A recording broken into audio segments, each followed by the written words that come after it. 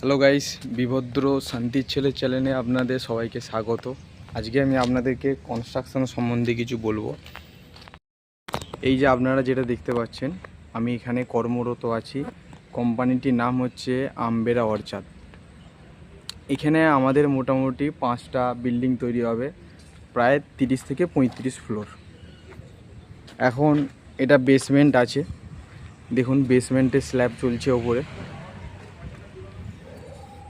আর এই দেখুন এখানে লেভেল দেয়া আছে, এটা হচ্ছে আপনার 1.5 মিটার হাইটে দেয়া আছে। আর 75 ফ্লোর ফিনিশ, এই লেভেলটাকে বলা হয় FFL, ফ্লোর ফিনিশ লেভেল।